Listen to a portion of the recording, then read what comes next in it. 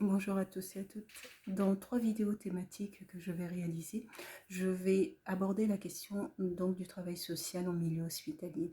Dans celle-ci, je souhaitais aborder le sujet donc de la légitimité du travail social, de l'action sociale en milieu hospitalier. Il faut savoir qu'on parle sur les termes, on parle de travail social médical ou de travail social en milieu hospitalier.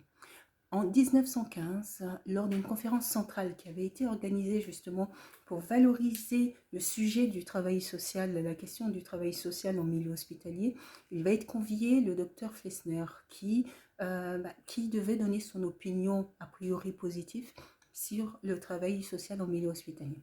Il s'avère que le docteur Flessner va indiquer que pour lui, il estimait que les assistantes sociales n'avaient pas les habilités ni les capacités pour pouvoir réaliser un travail social en milieu hospitalier.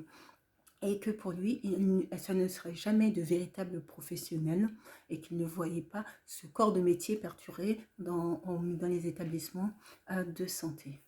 Donc, véritable étonnement du public en l'occurrence, mais ça pose là véritablement la question, je trouve, de l'action sociale, du positionnement de l'assistante de service social en milieu hospitalier.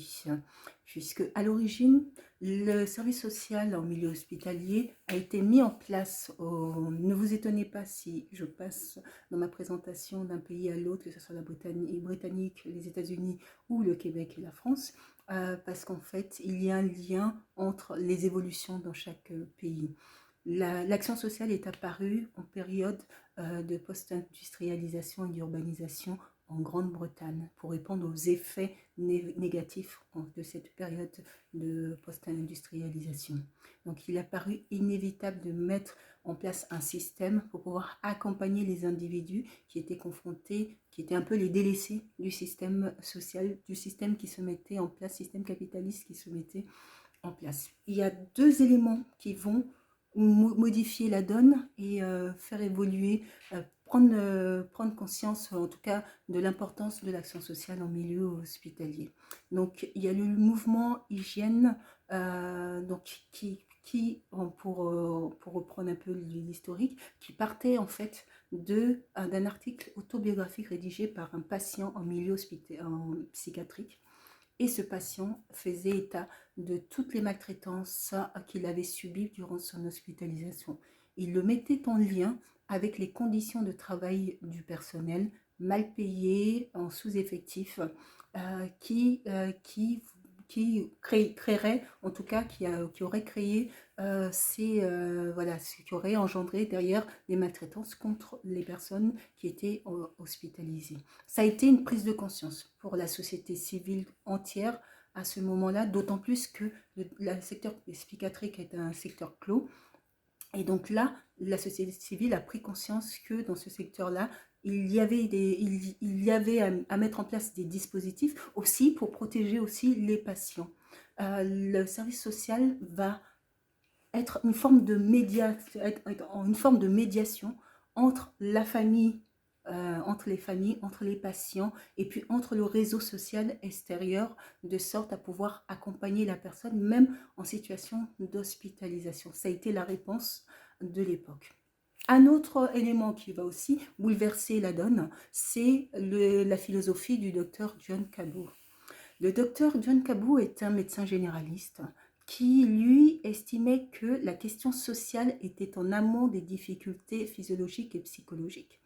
En somme, si on résolve la question sociale, les difficultés sociales des individus, eh ben, on réduit les risques qu'il y ait des effets somatiques. Et donc, sur cette base-là, il a embauché, c'était le premier médecin à embaucher une assistante de service social à temps plein pour l'aider non seulement sur le diagnostic, mais également sur le traitement. Et de sorte à ce que, de manière préventive, la situation des personnes puisse se résoudre. Il mettait vraiment au cœur la question psychosociale, au cœur de l'accompagnement médical qu'il mettait en œuvre. Et il aura fallu après aux États-Unis, Massachusetts, l'hôpital de Massachusetts qui va mettre en place le premier département donc, de travail social avec à la tête comme responsable Ida Cannon.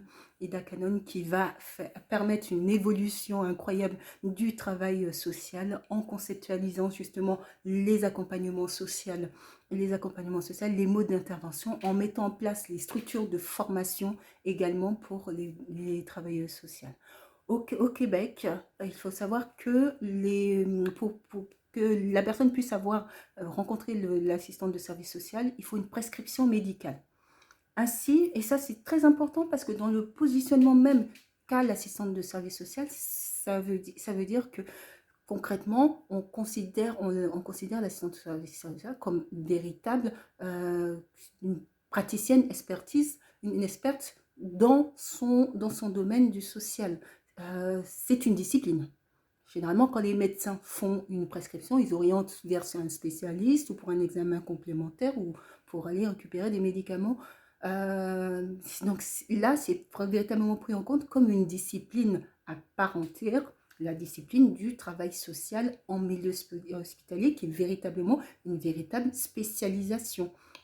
Tous les acteurs, tous les travailleurs sociaux ne peuvent pas ou n'ont pas les capacités de travailler en milieu hospitalier, qui est vraiment un domaine particulier du travail social. Donc voilà, je pense avoir fait le tour là pour la question, un petit historique, je dirais, donc du travail au milieu hospitalier, et pour le mettre en lien avec la question donc du travail social libéral en milieu hospitalier, ça sera pour la prochaine vidéo. Je vous souhaite de passer